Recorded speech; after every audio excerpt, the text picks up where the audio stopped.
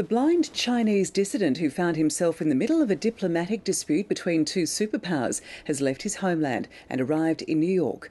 Chen Guangcheng was allowed to leave China following a deal between Beijing and Washington.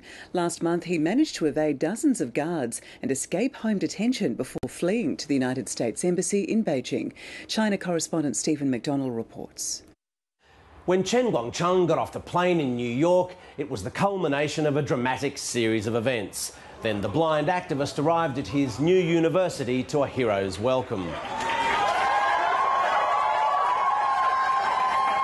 He still couldn't walk by himself, following injuries sustained last month when he escaped from home detention and into the protection of the US Embassy in Beijing.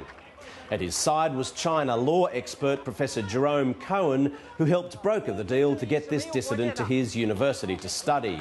The man who'd created his own personal diplomatic storm declared that there are no national borders for fairness and justice, before offering an olive branch to China for allowing him to leave. I am very gratified to see that the Chinese government has been dealing with the situation with restraint and calm, and I hope to see that they continue to open discourse and earn the respect and trust of the people. Chen was under house arrest following 4 years in jail after he exposed forced abortions in the Chinese countryside.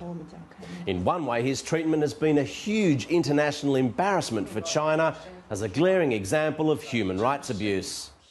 But in the end, more liberal forces in the upper echelons of the Communist Party have won the day over hardliners and put a passport in his hands. Both the US and Chinese governments will now be hoping that this crisis is over.